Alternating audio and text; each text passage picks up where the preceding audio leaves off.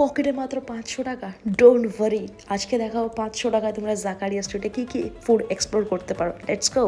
প্রত্যেক বছর রমজান মাসের সৌন্দর্যটাই আলাদা থাকে, তাই রমজান মাসের শুরুতেই সবাইকে জানাই রমজান মাসের আন্তরিক অভিনন্দন। জাকারিয়া স্ট্রিট রমজান মাসে সুন্দর সুন্দর লাইটের সাথে থাকে, সুন্দর সুন্দর খাবার দাবার, তাই রাত 12টার সময় তো এত ক্রেজ। প্রথমেই আমরা আমাদের ফেভারিট ডেস্টিনেশন আল বাইকে চলে গিয়েছিলাম আমাদের ফেভারিট পেয়ারে কাবাব ট্রাই করার জন্য, যেটা এখানকার মোস্ট পপুলার। আর এরকম 2 পিস মাত্র 30 টাকা।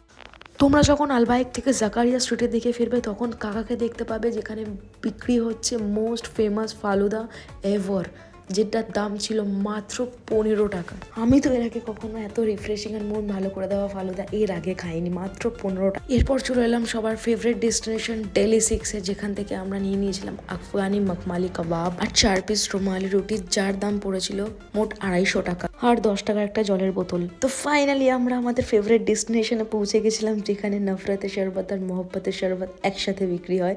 তো আমাদের এটা ফেভারিট, প্রত্যেক বছরই থাকে। এটা অবস্থিত ঠিক তাশকিনের পাশে পুরানা দিল্লি মোহব্বত কা শরবত নামে পরিচিত। এখানে তরমুজের কোয়ান্টিটি আর ভরে ভরে যে পরিমাণে দুধ ইউজ করা হয়, এখানে ব্যাপারটা পুরো জমে গেছিলো। এটার দাম মাত্র 50 টাকা। বাট হ্যাঁ, এর মধ্যে যদি বরফের টুকরোটা পাও তাহলে ওটাকে ফেলেই খেও। তারপর আমরা ডেলি 6-এর পাশে তাশকিন থেকে ট্রাই করে নিয়েছিলাম এখানকার famous daily style chicken fry, যার দাম পড়েছিল মাত্র 150 টাকা, কিন্তু খেতে অপূর্ব ছিল।